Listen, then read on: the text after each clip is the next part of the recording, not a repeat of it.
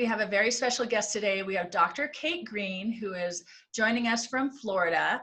And Dr. Green is a family education consultant. She also helps parents make decisions about their children's educational journey by using research-based strategies and information in combination with their intuitive inner voice to help understand what is optimum for their family.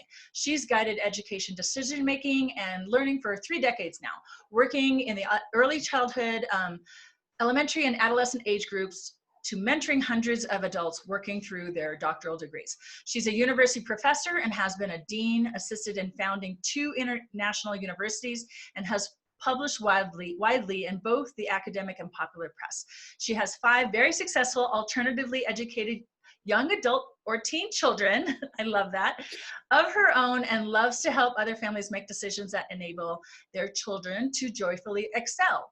You can find her online at Dr. Green, you can find her, edit this out. You can find her online at drkategreen.com. So welcome, Dr. Green, how are you? I'm good, thanks. That was quite a mouthful. I appreciate it. Sorry, yes, I flubbed a little, but hopefully everyone got a little understanding of your background. We have met before. We've talked online before about the topic that is our subject today, getting homeschooling and unschooling children into university. So I want us to kind of update what we talked about before and just elaborate a little bit more. Now you have 5 kids, correct?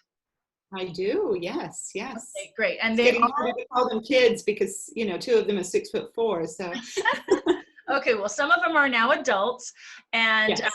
You have a couple that are still at home, but you know, they've all either been in university or possibly heading there. So I wanted to find out your story about how you got into homeschooling and you know, how your kids got into university, the ones that have gotten in there. So why don't you start with the story of your oldest, because I think you mentioned before you were living in Hawaii, right? I was. We were in Hawaii. And we were heading on that traditional path. You know, my mom's an educator. My grandmother was an educator. I mean, it was kind of in my blood. And put him into preschool, and then he started kindergarten. You know, it was nerve-wracking because I didn't think he was ready. He was very ready academically, but you know, my heart was breaking because I didn't want to leave this little guy. And you know, the first parent-teacher meeting, she said, "Oh, he's very disruptive. He's just, you know, and he's just rude. He won't, you know, correct things."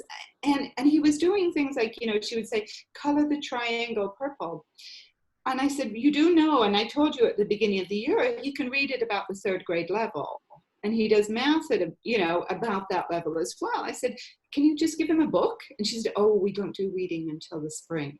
Oh. Now, this was before all the push down. He's 32 now. So, you know, the kindergarten was a lot more play-based. It was easier, if you will. And by spring, we went back, and she said, "Oh, he's so well behaved. He just sits quietly." And that scared me more than him being disruptive because he was bored. And we said, "Oh, no." So then we ended up, there was no gifted and talented program until 3rd grade in Hawaii. And so the gifted and talented director, she said, you know, they did all the testing, IQ testing, and said, "Yeah, you know, he needs something extra." And so they suggested a private school that was nearby. That was wonderful. We went to visit, but I was getting my master's at the time, and it was kind of like him or me, you know, with the costs. And so I chose me. I was selfish. And the director actually told us about Homeschooled, and she put us in touch with somebody who was running the local homeschool group, which was very fledgling. I mean, this was in 92, pre-internet. Oh, I mean, I couldn't go look it up, you know, or it was just starting, you know, with the internet. But I spent like a whole evening talking to this wonderful woman who I had no idea her name. We lost touch on the phone, and that kind of kicked it off. And I said, okay, and you know, met some wonderful people, you know, that really helped guide my choices. Okay, so you threw yourself into homeschooling, and this was before you got into unschooling. So how were you doing it initially?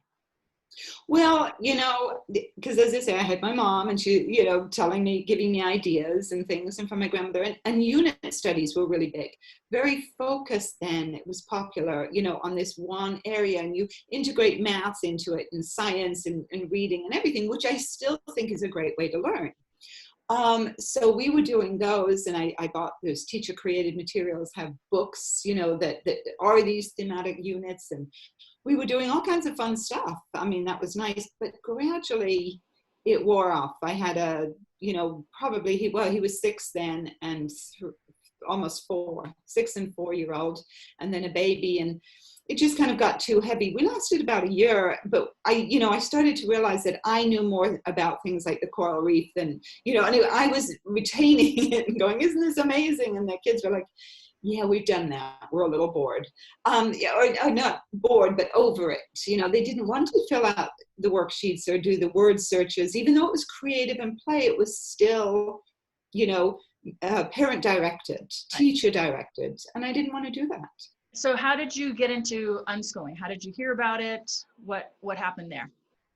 It was a wonderful group of moms who actually last year I took the younger 2 back to Hawaii, and I met up with a dear friend who kind of opened my eyes, and it was an attachment parenting group, and we'd meet attachment parenting / unschooling group that met in the park each, and our kids would just run and play and get filthy, and it was amazing, and we'd nurse babies, and one of those kind of very grassroots thing. Mm-hmm. And so this wonderful friend started saying, have you read John Holt? Have you read Ivan Illich?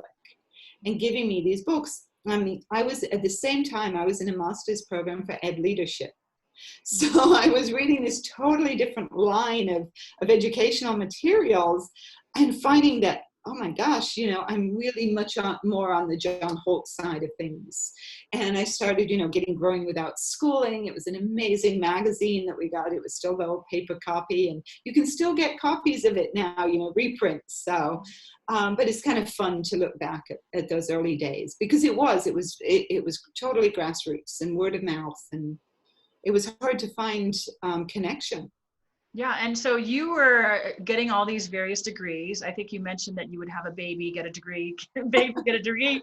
And so you were studying education, the traditional mode, but you were practicing a more alternative way for your kids to learn. So that's really interesting how, you were learning about how education was created to basically educate the masses, but you were doing something much differently. Yes, yeah, and it was a battle at times, and I did realize in that degree program that heading into an administrative position in education within the traditional sector wasn't for me. So that was a good thing. I learned a lot, learned about myself. It's good, and then maybe how the system needs to be changed, possibly. Yes, and that was good. I mean, I learned a lot about law. I studied the education law, and so that did transfer over into homeschooling laws, because I was very active in the homeschooling communities that I've lived in, as far as legislature, because we were fighting hard at that time. Yeah. I mean, today's parents have it easy. The late 80s and 90s were a struggle. Yeah, and then you got a PhD in child development. And it's just amazing. All your degrees have been so great for your children. You've been practicing all what you've been learning on them. I did. I had a little laboratory at home. Okay, so then, let's talk about your kids, what they studied, how they got into university, the ones who have gotten in there. So let's talk about your oldest, the one who was really gifted in math and other subjects. He was an interesting one. As anybody who's had a truly gifted kid kind of knows that they march to their own drummer a lot of times. And I did not teach him to read at the age of 3. He just suddenly, I realized that he could. So, I mean, he just really would push himself to read. He would sometimes stay up 24 to 48 hours teaching himself a new coding language, or teaching himself a new instrument. So he was very musically minded and math minded. And he got into the University of Tennessee. He started taking community college classes around the age of 16 and was doing well. And then applied. We were living in Knoxville at the time, and it was where I had graduated from with my PhD. we'd moved overseas and then come back there. And so he applied there, got a full scholarship in jazz guitar and physics, 100% paid for. So that was really nice because he did take the ACT, and plus he had the community college classes, and so he had done really well on that, and okay, great. You know, that helped with the scholarship. And then interestingly, you told me before that he's now a chef. Yes, he decided to step away from the academics, and he really loved cooking. And so University of Tennessee had opened up this new, I think it was a 9-month program, you know, in culinary arts. And so he decided that he wanted to do that, and he's a chef even today. And yeah. That's amazing. Okay, and then what about your second son? What was his learning path like? Sure. Kind of the same thing. I mean, we'd obviously lived overseas on and off, and he was born in England too, but he is your B student, incredibly bright, but he's very people oriented. So the oldest was very book oriented, and you know, the EQ was probably lower than the IQ. My second son was the opposite, and we struggled with him learning to read. It was a difficult process until he was about 7, really, before he took off. And you know, he loves to learn, but he's very creative. So there was a lot of art and you know, philosophy. And in fact, he started as well in community college at 16, 17, and he did about a year. And then we'd been in Costa Rica for about 3 or 4 months, and he came back from there. And he said, you know, Mom, I want to take a year out. I want a gap year. And I want to go and volunteer. I want to do some good in the world. And so he researched, and he found it's a school/orphanage that was not based on religion in the Sacred Valley in Peru. And talked to them, and he ended up, you know, going down there all on his own and worked there for you know, quite a few months, and then ended up in Cusco working at he started, there's an Indian restaurant there. And so he started working with a man who he was helping out in the restaurant, but I think 2 or 3 times a week, they would make lots of food. He would put it in the back of the station wagon and go up and give it out to the poor, the kids in the villages in the poorer areas. So Jake, you know, was really drawn to that, like being able to feed and help, you know, with poverty. So that was a very important step for him. And he learned some great recipes too, you know. Yeah. Came back, applied, decided to, you know, where was he going to apply? And he got into about, I think, all 4 places that we applied to. They gave him a full ride, 100% scholarships. So we visited the ones, and he actually chose Oglethorpe University in the middle of Atlanta. Because it doesn't use textbooks. It's very primary source type of thing, small classes, and very inclusive. He's gay, and he really liked that better than it just felt a more welcoming environment. So, and started out in philosophy, and then moved into got a more serious degree in sociology. So, and then he was working, you know, as you do, because he was paying for his dorm, and so working at a sandwich shop, and he'd had all this cooking experience. So then he kind of gravitated after that while he was deciding what he wanted to do. Well, no, he came to the UAE, excuse me, I've lost our track. I went back to the UAE, and he came with us for a year. Actually 2 years, I guess. He came over there for 2 years. And my brother's an executive chef over there, so he got him some placements and things where he's working a little bit in the UAE, and then now he's become a chef. So long story short, moved right into becoming a chef. Okay, is your third son a chef? No, he likes to cook, but no, he you know, he's the same thing. He's lived overseas a lot, and when we moved back, when I was referencing that Jake was over there for 2 years back in Dubai, I was helping open a second university there. And so my third son ended up at 17 being a student in that. there, and he used to laugh. He was like, because he had 2 classes with me, he was like, it's kind of like homeschooling, but you're much stricter. And I was like, yeah. So he got his associates from the UAE, and we were also combining that with community colleges in California, and so he got a doubled associates. We moved back to the US, and he ended up going to USF, got in and got his degree in international relations there. Then he and his girlfriend moved up to Chicago because they both are in DePaul University, working on their masters in computer science. So. Amazing, amazing. Okay, great. All right, so how did these 3 kids get into university? How did you help?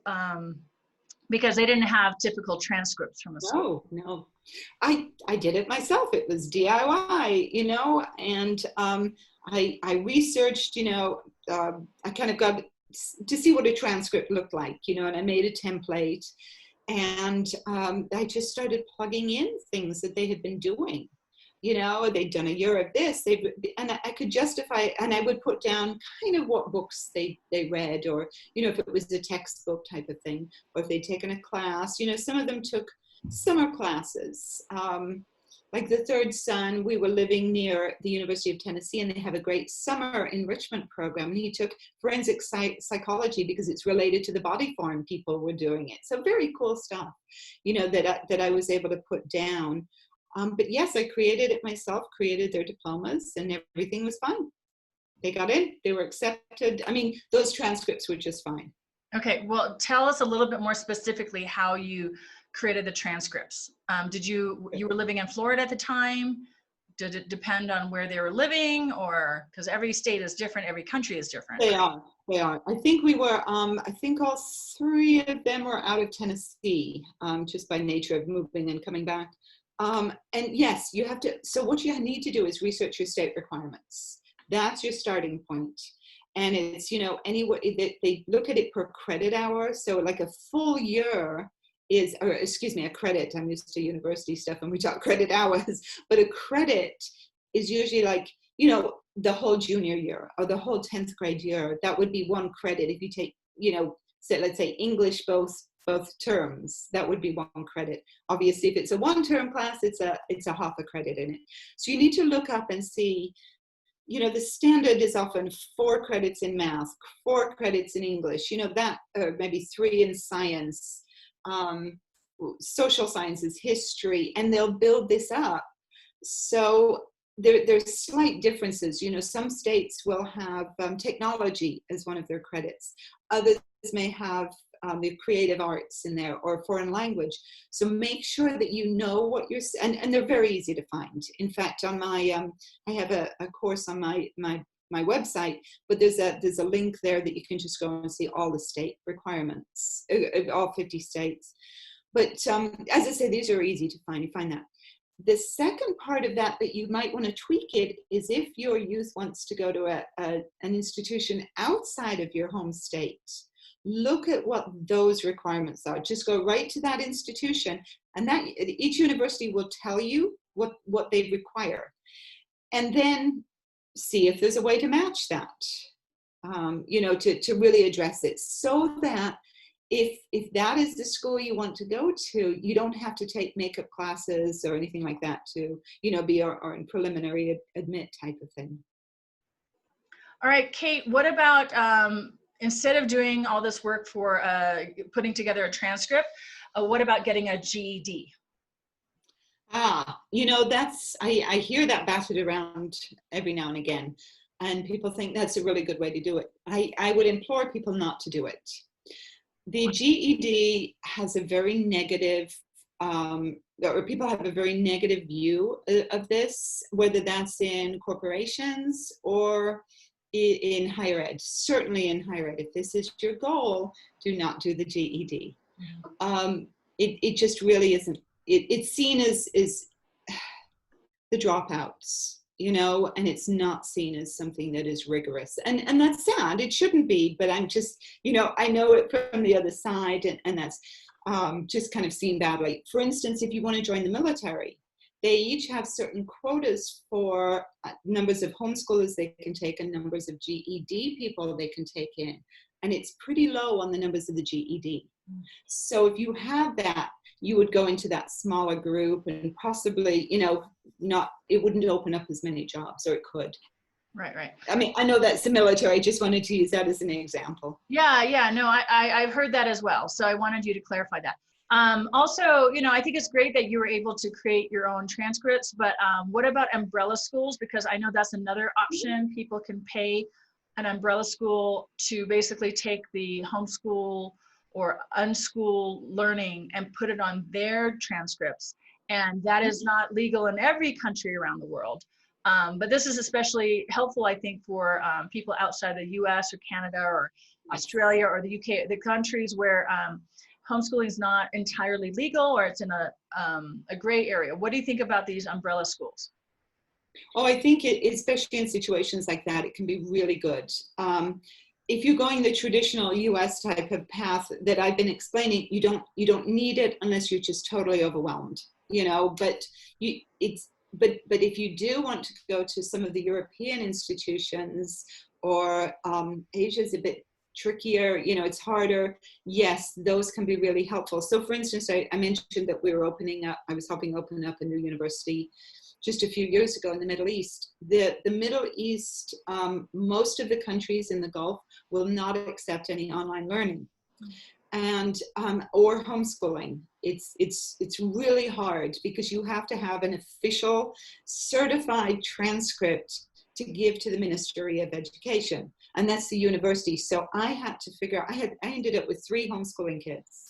We were figuring out how the heck do we get this, a certified kind of from a school, that would suffice, that would appease the Ministry of Education. Mm-hmm. And yes, so that's where umbrella schools can kick in and be helpful. Yeah, so let's talk a little bit about, sorry, I just heard an echo. So let me start that again. It's weird. I don't know if it's my microphone or what. Okay, let's talk a little bit more about non-US systems. You've helped other parents, other families around the world who were homeschooling and unschooling, help their kids get into university. So what do you advise for them? The same thing, like putting together a very specified transcript? It comes back to, we have so many universities around the world and so many countries, and each one has different rules and regulations. And I wish I could say, this is the template that will work globally. It really isn't. And you have to do your research. That's what I was saying, even within the US, you may be in Florida and I may say, this is what Florida needs. Oh, wait a minute, he wants to go to California. They need an extra credit in that. And so that would kind of, be a limitation. Mm-hmm. So, look at where your child wants to go to school and look at their requirements. I think, most universities worldwide have that on there. Mm-hmm. Or you can look at the Ministry of Education, or what do we call it? I'm used to Ministry of Education. We don't have that in the US, but the Education Department here. And you can look at those requirements to successfully graduate. Yeah, and I know that some families in Europe and Asia and even Africa are having their kids study for the IGCSE test, which is kind of like the SAT or ACT mm-hmm. test in the US. So that could be another option too, I think. It can be over there. So when I'm creating a transcript, what's really nice is if I have some external validation to add to, yes, my son has had, 3 years of science.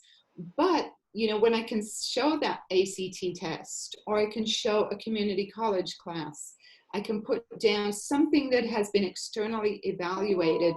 So I can say they have an A in this, and look, here, somebody else said they have an A as well. This is what they scored. That just gives you a little bit of an oomph, mm-hmm. And helps kind of support that. So if you do the standardized testing, that will give you that external support as well. And so you recommend taking some community college classes or maybe online classes that give credits or grades? I do. And it can be interest-based. My second son took French philosophy, photography and art. I think those were his main things before. And that was great, but again, it added to our, look, he got this, he got A's in this or B's in there. So, he can study, he can kind of buckle down in this situation. So yeah, it does help. So let's talk about your two youngest kids. What are they studying now? And is what they're studying or the way they're learning different from your oldest three? Yes and no. Each one of my kids has had their, some different paths, whether they liked more education, less, or they're more directed. My 17-year-old son, he's all about chess. He spends hours playing chess. He's very logic. He has this great interest in logic, manga, video games kind of thing online. But he has just created, in fact, Sophia.org has a lot of classes that are normally really cheap, but they're free at the moment till I think middle of July. And so I got him hooked up on there, and he's just taken an ethics class. And he passed. Here again, external validation. He had like a 92 in it. And it's a full college class. It's 3 credit hours, and he'll receive a transcript for that. And he's taking psychology now because he's really interested in that as well. Yay! And that it's a drier way of learning. He watches videos. He watches, reads kind of the handouts that are in there, and then he takes a test. So some kids are more drawn to that than others, but it's been a good way. And lockdown and that he can kind of start that, but that's going to go in his transcript, and as I say, and he has that external, as somebody saying, yes, he got an A in this. So that's really good. And then before that, he'd taken classes without school, like in political science. And so all of those will be added in to build up. Okay. And then your youngest daughter, she's doing the same, a mixture of online and self-directed. Exactly. She's 14, and because she is all things horses, she's an equestrian, and she wants a degree in a bachelor's in equestrian science or something like that, and then she wants to go to vet school. So she is signed up with Sophia too, and she's taking environmental science and biology. And she's been passing the they have like 4 chapter tests and then the final, and she's passing them. She's moving along. Awesome. So okay, exciting. So what do you think universities are looking for as far as these unschooled and homeschooled kids? What can these children do to kind of be more attractive to them? Sure, play up to your experiences, get those down. So in addition, little things you might put, like, a year of music lessons or 6 months in Guatemala, but make sure that goes on the transcript. And then I include below mine extracurricular. So, surf school, Costa Rica, turtles. I mean, just all this sort of stuff. Anything that's those kind of fun experiences, you can put those in that just kind of not reams of paper, maybe a half page, something like that, just to kind of expand on and to capture them.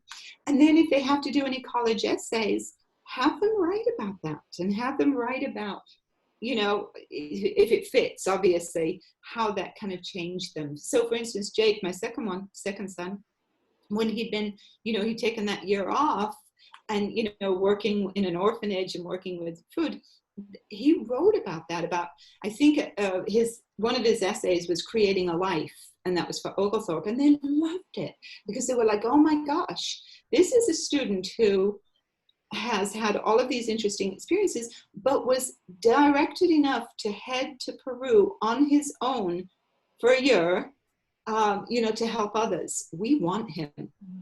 100% scholarship. Yeah, that's amazing. And he was a B student.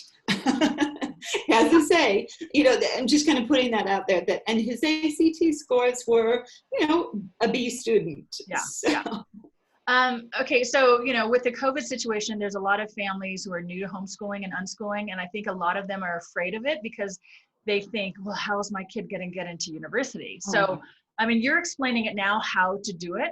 But again, elaborate a little bit more about why universities often prefer homeschool and unschooled kids than the traditionally schooled kids. Well, I mean, you know, if you've got somebody who can, so for instance, it's Sophia, they can do it on their own. They're directed, they're self-directed learners. They like, you know, I want to hear that. We had a lot of problems in the Middle East because it's a lot of drill and kill. You know, that is their K-12 system. And it's a struggle because, you know, unless you're kind of on them all the time and you're pushing and, you know, did you turn it in? Did you write it? Faculty don't want that. Administrators don't want that. I mean, they have to. They want to see kids who are interesting, who can take an idea and run with it, who can lead a team. You know, I mean, that's important leadership skills. And you gain that from travel, from homeschooling, from, you know, being able to self-direct yourself. Then you learn how to direct others as well. Diversity, you know, just, you know, a lot of things, especially, you know, when we do a lot of traveling or we're meeting, just being able to accept others and to have open-minded thoughts. Those are huge, huge elements of that. And the space for creativity. You know, you've met enough homeschoolers. They have a lot of creative outlets, and those are wonderful. They bring that to the table. So. And what about critical thinking skills? Do you think homeschoolers or unschoolers are better able to do that than the traditionally schooled kids who As a group, yes. learn for the test? As a group. Okay. Yeah, as a group. I mean, you know, this is not every single person, you know, because there's a lot of kids come out of K-12 that Sure. can think critically as well. But having that freedom to read different texts, not just, you know, here's the textbook from 9th grade or 10th grade science, read this and memorize. Having, you know, to read biographies, to do hands-on things, to go to museums, to do that. It just expands their ideas a lot more. And so they do tend to think more critically because they're exposed to a wider range of people, a wider range of materials, and they're not boxed in. Memorize this because this is going to be on the test. You know, it's just easier to kind of embrace those critical thinking skills when you're choosing your own material. Yeah. Okay, so let's talk about whether or not universities will continue to be relevant for the coming decades. I know you're pro-university, pro-education. It worked great for you. It's been working great for most of your kids or all of your kids. So what do you think about the kids who don't really fit into that type of academic path? I think we are on a massive change in higher education. We're teetering on the edge right now because there's a lot of stuff that isn't working, and we need to do some major shifts. Online learning, you know, competency-based learning, those are helping, but I think we have a lot further to go. Just as K-12 education, you know, it really has to do a shift. I think it's going to be interesting the next decade as to what the way things look. But I mean, I laugh. I used to be an education pusher. I'd tell my older kids, I'm like, you can do whatever you want, honey. You know, you have all of these freedoms. Whatever you want to get a PhD in is fine. You know, and they were like, okay, Mom. And they became chefs. You know, so after the first few years, I pulled back from that. I was like, you know, because I know that it was wonderful for me. I love education and I love learning the tradition, but I'm successful in it. And I can speed read and I can skim and I can, you know, pull all that together and write. And it isn't for everybody. So I'll use my daughter-in-law, who's so brilliant. She has a master's in music and she's just, I mean, she was straight A's, you know, all the way through. And I mean, music educators don't make a lot of money. So we actually found this program from a French billionaire, 42, and it's a free coding school in France. And then they opened up one in California as well. And she ended up going there and, you know, spent a year learning coding. And now she's doing fantastic. I mean, I see in a year or two, she's going to make more money than I am. But it's, you know, that was self-directed. That was, her degrees don't count so much in, you know, because they're not computer science related, but her experience and her knowledge from 42 counts. Yeah. So, but her music degrees and her background have really helped you know, with all of that kind of broader range of knowledge about the world. So I don't discount it. I think it's wonderful, but it doesn't mean we have to get a degree. We can just take classes because we enjoy it. Exactly.